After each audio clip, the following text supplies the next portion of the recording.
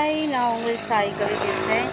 இந்த சாக்கடையில் பாருங்கள், இங்கே வந்து எரிமலை. இங்கே வந்து ஃபஸ்ட்டு யாராவது இறந்தாங்கன்னா இங்கே தாங்க வந்து எரிமலையாக இருந்துச்சு, சுடுகாடு. ஆனால் மீன் பார்த்தீங்களா, கெளுத்தி மீன் இந்த அழுக்கில் இது யாராவது போய் சாப்பிட முடியுமா?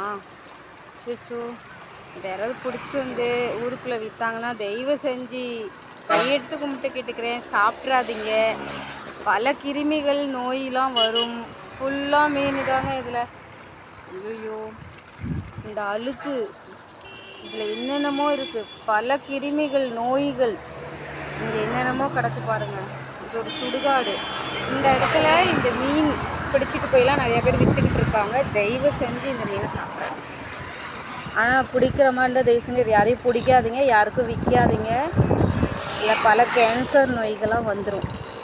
பயங்கர அழுக்கு சாக்கடை. யாராவது குடிக்கு அடிமையாக இருக்கிறவங்கள அந்த மாதிரி பிடிச்சிட்டு வந்து ஊருக்குள்ளே விற்றுருவாங்க. தயவு செஞ்சு சாப்பிடாதீங்க. பிடிச்சிருந்தா லைக் பண்ணுங்கள், ஷேர் பண்ணுங்கள்.